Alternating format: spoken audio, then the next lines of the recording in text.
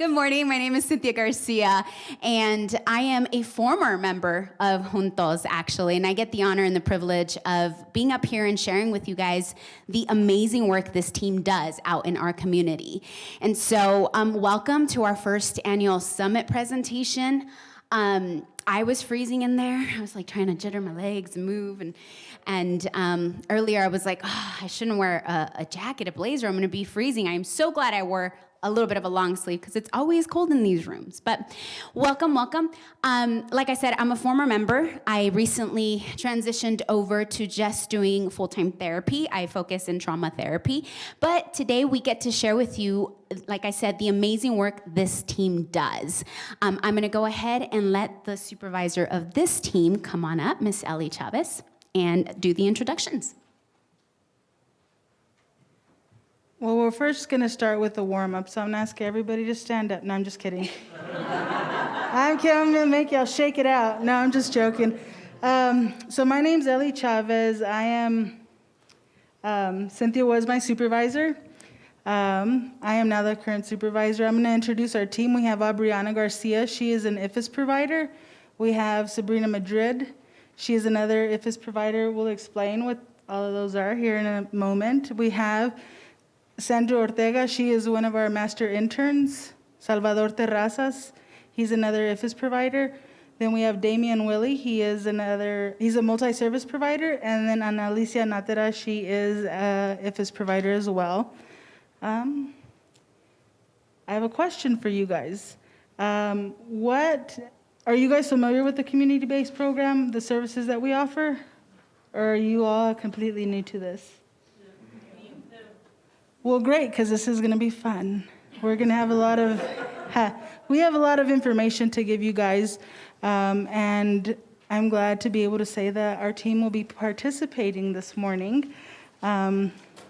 So we're going to tell you about who we are, what we do, and basically what our passions in life are.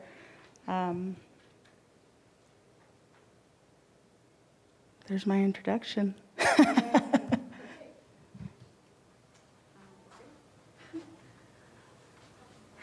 I will go ahead and start our presentation with the purpose and mission statement. I got the short, sweet part of the presentation, so our mission statement is to promote safety and unity. With compassion by identifying the strengths in our families, providing education and support to help empower our families. That's the short, sweet part, so I'll let Cynthia go ahead and talk about our history. So, FYI began as CHINS in 1977. It was a pilot project. Sorry, I'm muffled with the mask. And then it later became and was renamed FYI in 87 to reflect the agency's expansion of services within our community. Now, CBP, our community-based programs, however, has been part of FYI for about 23 years. And it has been in a variation of forms. However, it has been a long-standing program within FYI. We really, in all, has been providing intensive family support services throughout the community.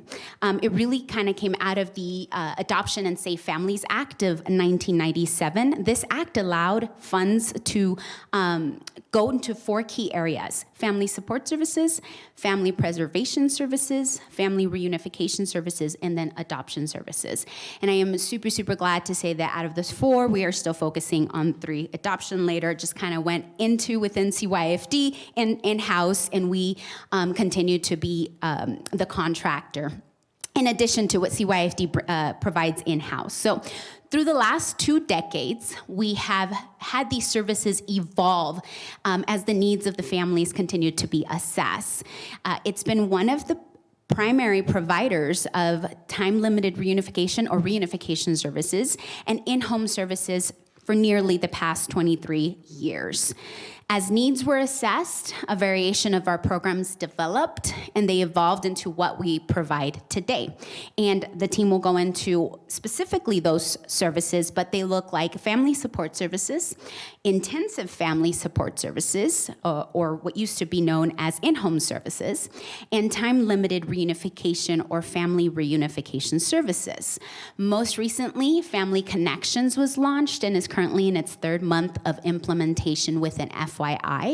And so this is kind of just our history. It's been a long-standing program, and just like everything, right? Things evolve, they develop, and what we have today really, however, has been at the core of family preservation and truthfully keeping these kiddos in their homes, in their families of origin.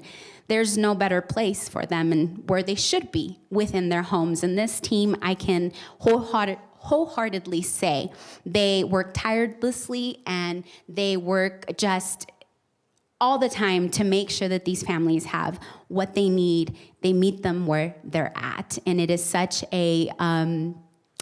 hard work. I was chatting with the people at my table earlier, and we were just kind of discussing how this work is heavy. This work is hard, but if we don't do it, then who will, right? So this is just a little bit of our history within FYI.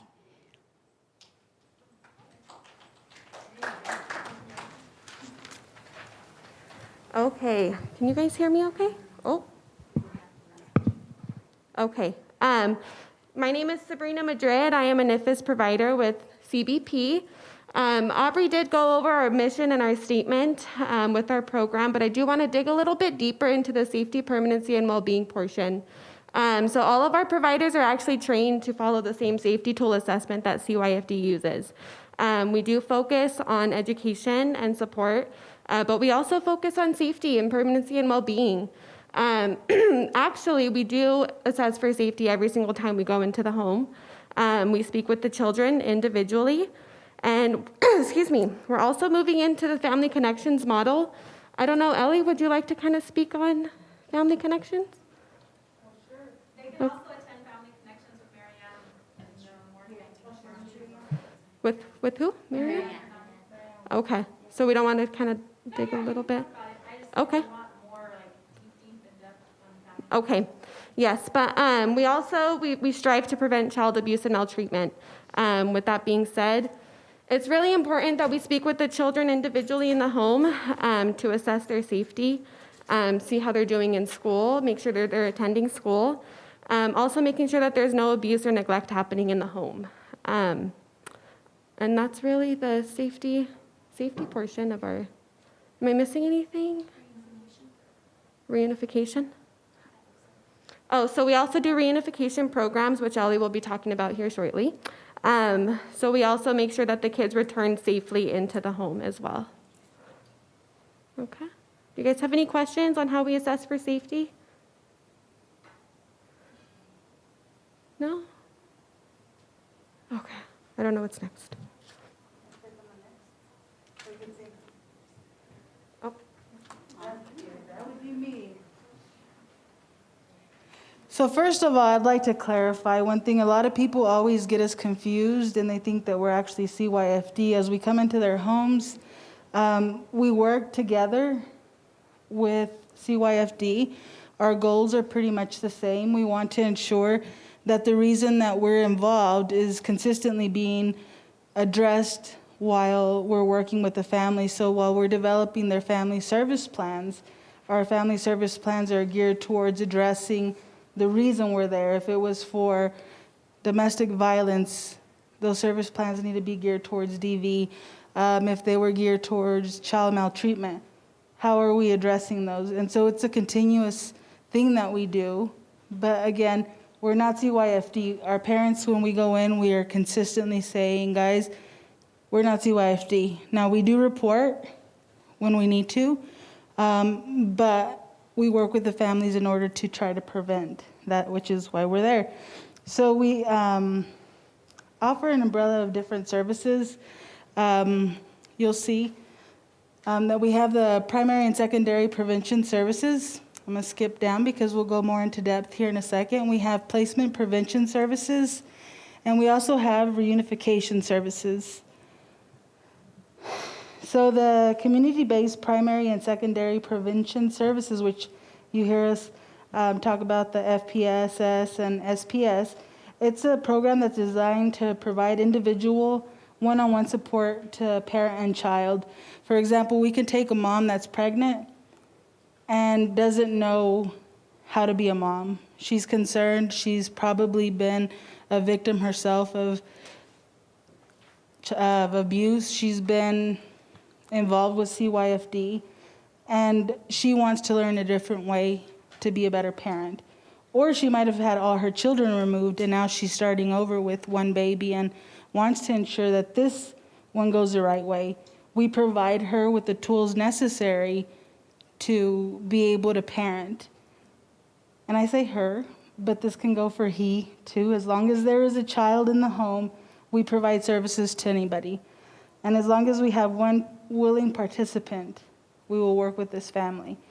We also have our FSS, which is our Family Support Services, and our IFIS, which is our Intensive Family Support Services program. This one is designed to maintain all the children in the home, alleviate the need for removal, and prevent disruption to their home and families. Juntos workers provide direct community referrals as needed, all while assessing the child's well-being and safety. You're going to find more of the clinical aspect of us coming into the home, ensuring that we're providing the proper interventions with these families. A lot of hands-on with the families. We see the child act out right there. We come in and we show the mom or the dad a different way to tend to the child, talking about, okay, traditionally use time out. Let's not do time out. Let's do time in. Let's bring the kids in with us. Because typically a child is already removed, separated from the parent, which is what? Neglect. And so we say, let's bring them in closer, because sometimes that's punishment enough. That's how we provide our clinical services to our parents. It's not just referring out to community referrals. These programs are more intense than the first one. Before I go on, we do provide services in 4 counties, which is Doña Ana, Sierra, Otero, and Luna. So these amazing individuals here drive everywhere to go and provide services for our families. We have one provider here that's been working with the family for almost 17 months. And this was a case that the children were removed. They were facing termination, and I would say with the help and services that were provided by the clinicians or providers, they were able to go back to reunification. The children are now back at home. We're getting ready to close, not without issues. Nonetheless, we're keeping the children in their homes. You'll see this next one, which is reunification services, which is FRS and TLR. The difference between those is one is if the children are in care for less than 6 months, and the other one is if they've been in care for more than 12 months. We help the family integrate back into the home after being in foster care. We work with the foster parents, we work with the family, we work with CYFD, we have monthly meetings. It's a lot of fun. And as Cynthia was saying, we don't come into this line of work because, you want that little pat on the back and say, good job, somebody's helping the little kids. We come in because this is our true goal, is to help families. Here recently, it's been something that I've been saying a lot, is breaking that cycle of abuse. And we have to start with the families that we work with. I oftentimes speak to these families and I'm like, tell me about yourself. And they're like, well, my mom had CYFD cases on her. Her mom did too. So we're breaking generational issues here. And it's difficult. But we empower our providers to go into these homes by getting them trained and different types of parenting. They do Circle of Security. Anybody familiar with Circle of Security? A lot of people in New Mexico are familiar. Nurtured Heart, TBRI, that's my go-to, which is trust-based relational intervention. We are getting ready to go through Nurturing Parenting, and then Making Sense of Your Worth, Self-Worth. That one right there is an intense one that we're going to start rolling out with our families, because it's important that they see that they are somebody, that they matter. We go into these homes and oftentimes they're like, man, I'm a crappy parent. They have a low self-esteem basically as a parent, and it is our job to empower them and show them that they are worth something, and they are worth being able to provide a better life for their child. They don't have to continue the story that their parents had with them. So that's coming in the works, and we just try to give them as many tools as we can, because sometimes we go into a home saying we're going to do TBRI, and that does not work. Just the same way as, okay, well, spanking didn't work with me when I was growing up. My mom had to use loss of consequences. We teach them that just because it was done this way doesn't mean it always has to stay this way.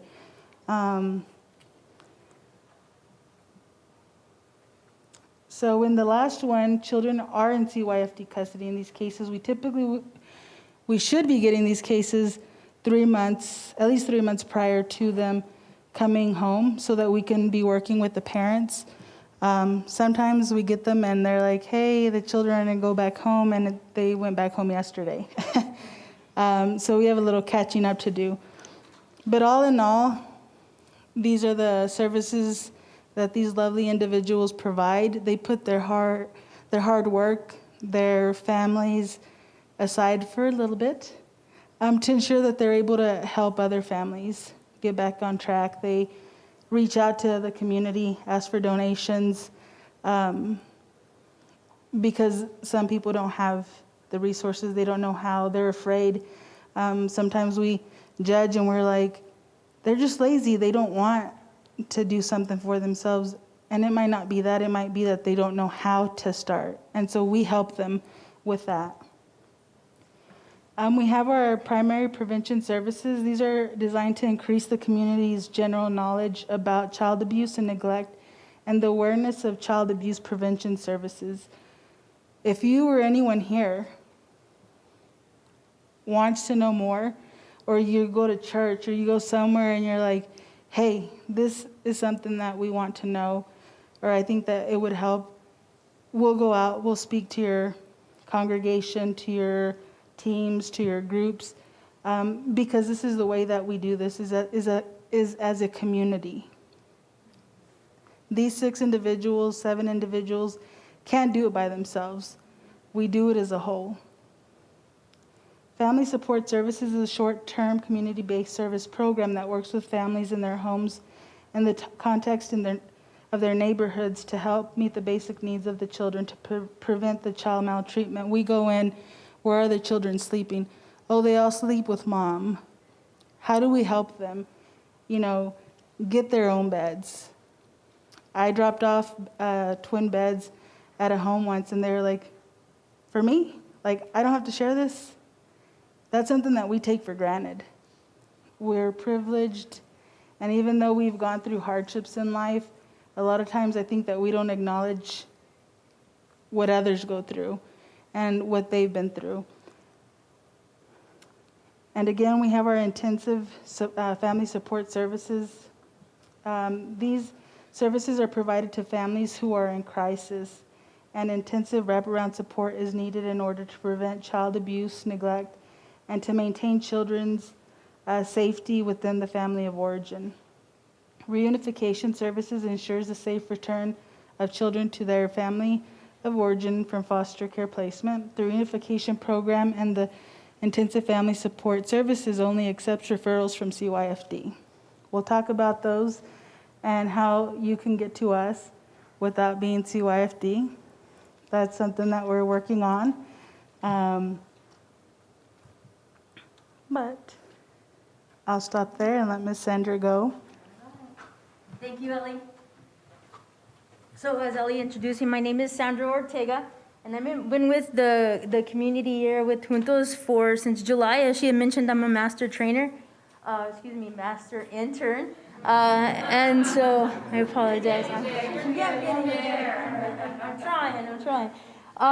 And so as we're talking about it, a lot of the things that we do is our main core is education, right? Education and support to maintain the families united, wherever they may be. So they may be united with safety, with love, and in their own community, right? And so what you're going to see here is not a paid actor. This is a real human who is part of our program. And so we'll get to listen to a little bit about what she has to say about us, okay? You guys ready? What are you looking for whenever you refer?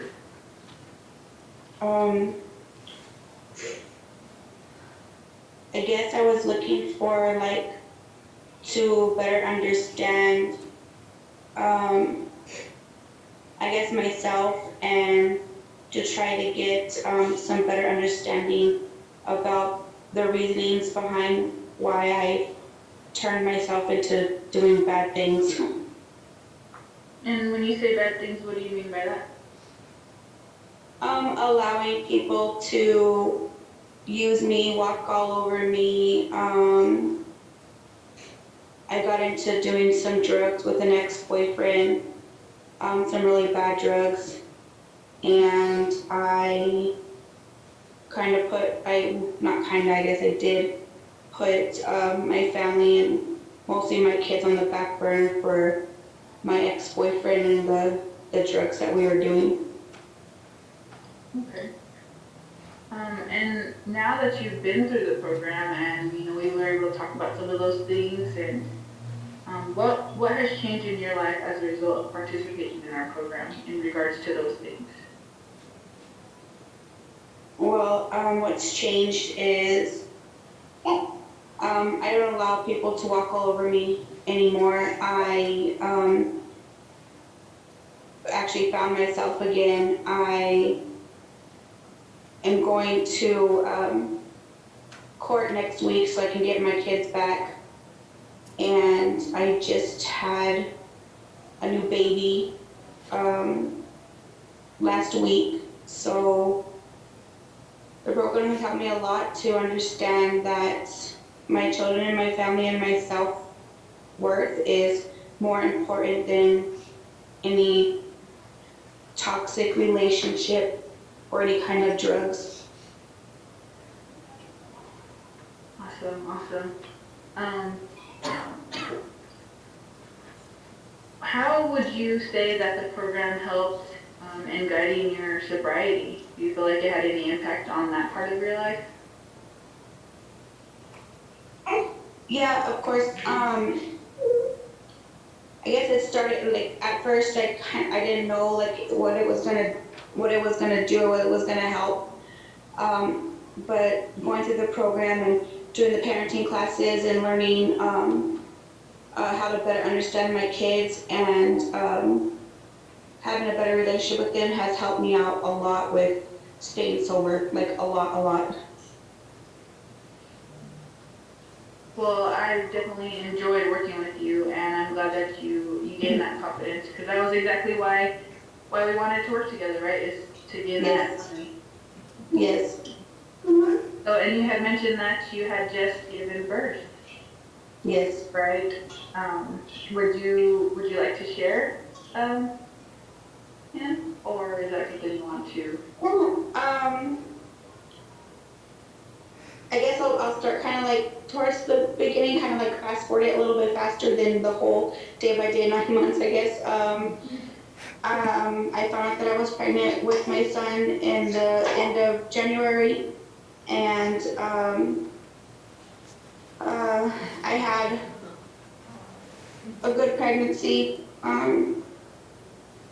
After February, the beginning of February, I had a TIA stroke where they changed all my medications, and then it got pretty rough for a little bit, then it got better, and then towards the end I couldn't control my blood pressure, or any of the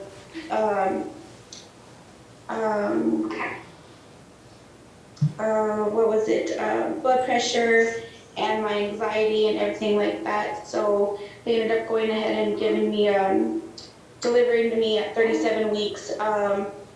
And I had to do a C-section because he wasn't in the right position. I guess he was a breached baby. But this is my little guy, Elijah, with all the hair. Love it. It's precious. All right. So there you go. Education, and that was the key. And that was the key for this mom, right? Making sure that we educated her properly to be able to support her children that she currently has, and then the new one coming in. So that's all good. We got warm and fuzzy, right? So Cynthia's gonna come up and give you some real data. Well, that's a hard act to follow, man. Warm and fuzzy. Here's some data. We have this thing called Protective Factor Survey, where for the last 2 years, we've been collecting, again, surveys are kind of hard, they're voluntary, but here's just a little snippet of the type of families we serve. So for example, for family housing, I mean, we just heard in the keynote, right? Like housing is huge right now. It's such a huge need. But for our families, the majority of them would rent or were renting. Some had temporary homes. Very few of them actually owned homes. And then some shared homes, meaning they lived in familia, todos arriba. I don't know if anybody speaks Spanish, but I grew up with I don't know how many tias and my grandma and my grandpa and todos en la casa. Everybody at home. So some had shared home situations. Their income, less than $10K, majority of our families were less than $10,000 a year. Between $10K and $20K, about 22% of those families, and then between 20 and 30, 17%, and nobody above $30,000 a year for the families that we served. For education, some had a 2-year degree, and we also saw that in the last presentation for the associate degrees. Some college, they started in community college and then never finished. But never say never. Maybe they went back. Vocational school, the families that actually went to finished and got their high school diploma were about 12 of them. Some that had some high school and ended up being high school dropouts at that point. And then we had a few families that only reached junior high level. And kind of looking at that, it also adds an extra layer of when we say education, you also have to think of what are the families we are serving and what are they able to receive? What type of education are they able to receive? So I think everybody probably has heard parenting doesn't come with a manual, right? A handbook. But even more so on top of that, something that might be easier or more basic for you and I, for some of these families we serve, not so much. To know how much of that formula, to follow the instructions on a can of formula on how to feed your baby, you'd be surprised how many parents don't know how to follow that. And then we have failure to thrive in babies because they don't get the correct amount of food in their formula. So very basic things like that. We also consider education level, cognitive, processing delays, all of it doesn't even consider that in here. Just some benefits. A lot of our families, the majority of the families that we collected this data from are on Medicaid, SNAP or food stamps. We also heard food insecurity is huge here. TANF, which is temporary assistance for needy families, SSI, SSDI, and then unemployment. We had a couple of those families within those 2 years of collecting this data. One thing I don't think we necessarily mentioned, but are the length of our programs. And so for the FSS program, it's about 6 months, and I know Family Connections has changed that, but for the last 2 years is for up to 6 months, which was a little bit more of the lower level, up to 9 months for the intensive family support services, and then the time-limited reunification services, up to 15 months, which is a year and 3 months after kiddos come home. So the higher need for these families, the longer we're in the home with them. Okay? So just giving you a snapshot of how long, because some of these families had been with us prior to COVID, and then when COVID hit, some of those numbers kind of changed. Here's some of the child data. So the relationship and who they lived with, the majority, 89% of them, did have with their birth parent. But we also had 1% with foster parents. The great-grandparent one, I cannot see that percentage. But the step-parent was 4%, and then we had 1% of this data with living with adoptive parents. So the majority were with birth parents, but we also had those cases that had grandparents, grandparents raising grandchildren. We saw those several times. The age categories were pretty even. Younger than 3, about 23%, 3 to 5, 20%, 6 to 8, 20%, 9 to 11, 18%. So all those categories were pretty equal about the ages of the kids. And then 12 to 14, 12%, and then older than 15 was 7%. So we don't get a huge amount of teens in these homes. It's more of the little ones. And because this is a behavioral health service, it's all voluntary. Anybody of age 14 and older has the ability to consent or decline. So sometimes we had families where kiddos live there, they're 14 and older, and they're like, nope, I'm good. You can come see my mom or my grandma, but I'm not talking to you. Then they got to see who they were, that they were going to come, and then they would ask questions and then say, okay, I'll participate when you come to my house. So this is just a little bit of a snapshot of how many kiddos. And in this time frame, we served about more than this, but what we actually collected was 75 children, pretty even in males and females for the kiddos. And this was based on about 38 families that did complete the survey for us. Another warm and fuzzy one, yes. Thank you, Cynthia. So as Cynthia was talking about, you just saw the data to support what we do with education and supporting for our families to keep them united. So here's going to be another video. Again, these are not paid actors. These are real people who are part of our program. Yeah, let me add that. Thank you very much. That have successfully completed our program. Since completing the program with Juntos, how do you feel like your life or you and Miranda's life has changed as a result? Oof. It's like day and night. I mean, I cannot say enough. Not only about the program itself, but each individual that work with us. They're well equipped to help anybody, and they make it very personal. They look at your needs and they work with your needs. So I can say that I will make it before the program. I just couldn't. I was ready to give up, and it gives me hope. And like I said, I had so many tools, and the help doesn't end when you exit the program. There's always help available. So I was told, and I have seen it. I reached out to you guys even after I was done with the program, and the help is still there. So thank you very much. I'm so sorry. That's real. That's a real person. Those are real feelings. From somebody who came in and took an opportunity, the opportunity to be educated, to be supported,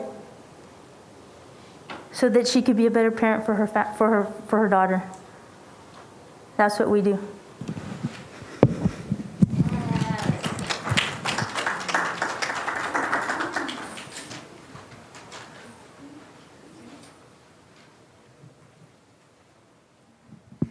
How's it going?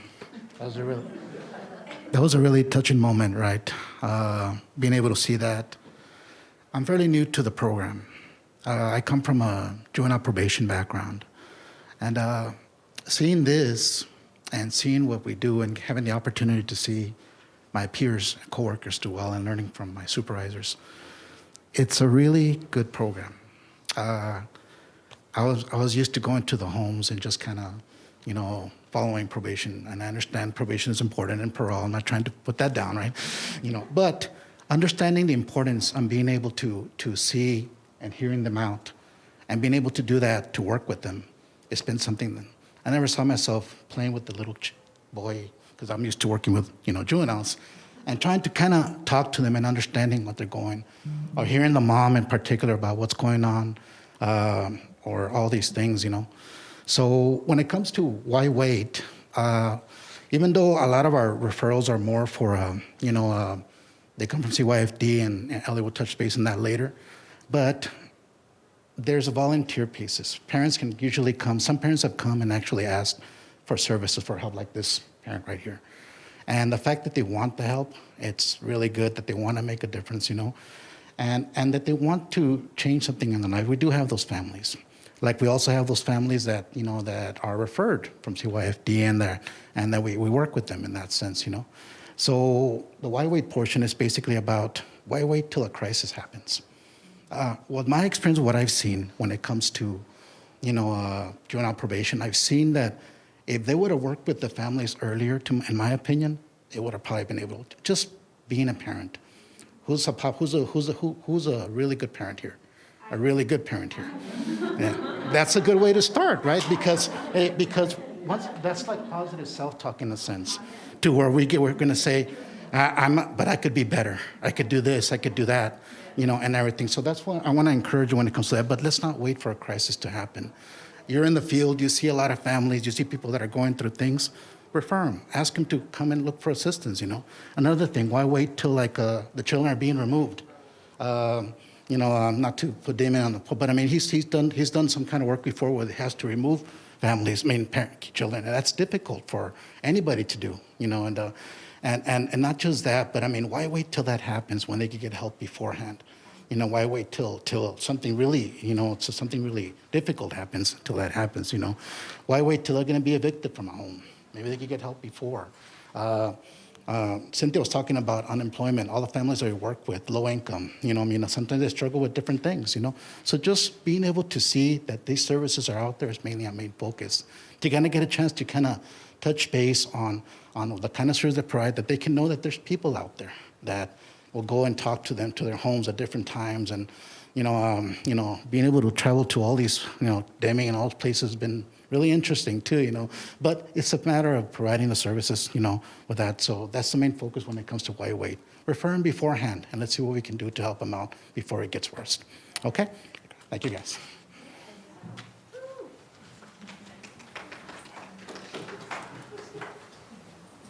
Ellie, question? Yes. So I have a quick question. Two questions actually. First, if you wanted to bring your team in to train staff, would you be the contact person? And then do you have different workshops that you go over? Is it just simply going over the programming? We can talk about it. Okay, so we'll just have you create it. And then the second thing is to be from the preventative perspective. Is that also an opportunity to bring you all in to speak to our families? Yes. Okay.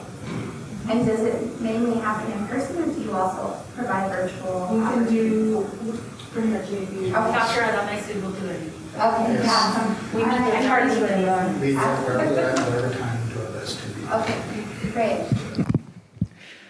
So we're kind of coming towards the end, but as far as with the referrals, referrals can come from any place. With CYFD, schools, therapists, social workers, community providers, and agencies. And from what you guys have just seen, a lot of the families we do work with are self-referral at some point. They do need a lot of assistance, and it's just basic things. Some don't even know just to ask.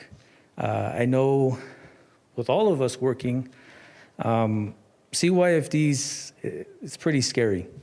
I always tell my families, I know you guys would not want anybody at your door from CYFD. And that's why we want to try to make our best, coming in and helping them understand those things. And, that's the reason why with the referrals, it's open to anything. As long as there's a child in need and as long as there's a family, we'll do the best that we can to kind of help, assist with most of the families that we do work with. And then as far as with the referrals, we do have an email for the community base and then also a phone number.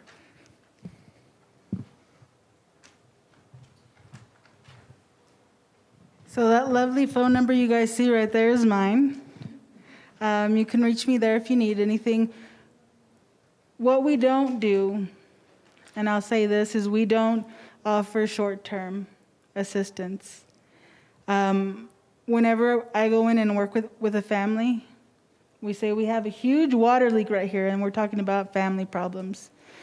Do you want a Band-Aid, or do you want us to fix this? Because we can do a temporary fix, or we can do a forever fix, or a long-term fix. And that's what we geared towards. We get referrals sometimes that it's like, hey, I need help paying my rent, but I don't want parenting classes. Those are families, unfortunately, that we don't work for. We'll refer them out to different community agencies that can assist them. But we're in there to get in the nitty-gritty of what the problems are. Again, this is pretty much the closure of this. I'm going to open the floor up for any questions. But the takeaway from this is that, one, if you have a family, you have a sister, you have a brother, you have a family member in church, you can refer them to us. The only thing is that we need them to be aware of this referral. We don't want to call, hey, Cynthia, we got a call from Pastor Jones, and he says that you need help with parenting. We want the family to be aware, because all the services that we provide are voluntary. At any point, the family can choose to close out their case with us, and we just close. We don't force. Mm-hmm. Transparency is a huge value for us at FYI and any of the services that we provide. We want to make sure that families know that we're working in community with whoever referred them. It's important. And oftentimes, what that is a support system for this family. A lot of times you get these families and they're like, I don't have anybody. But then you start to talk to them and it's like, well, this person and this person, we start to build that support network for that family, so that we're not the ones that are constantly, doing. We always say you can, what's the saying, guys? Here lately we've had the horse. Yeah, because sometimes it's like, drink, horse, drink, and it won't drink. But we do our best. Breaking the cycle of abuse, again, it's always been a passion of mine, and I know it's a passion of our coworkers and probably all of you guys that are here, which is why you're here. Does anybody have any questions? Is there any referrals that you won't take? Yes, from the community, we won't take for reunification referrals, and I think they went over that briefly. And that's mainly because those reunification referrals come directly from CYFD with children who are in family custody. However, there's a caveat to that reunification. There are families that, we see a lot of families that maybe a grandmother is temporarily taking care of their grandchild, and they want that baby to transition back to their mother. There have been cases that we've intervened and helped that transition go through. So if you have a case that looks like that, where maybe the baby is not in placement of, or the child is not in placement of their parent, but is somebody else, and they're wanting to shift that guardianship back to parent, then we can help intervene in those cases. Those cases are few and far between. But that's really the only referrals we will accept outside of the CYFD direct referrals. How many of you guys are CYFD providers in here? Anybody? No? All community? Everybody?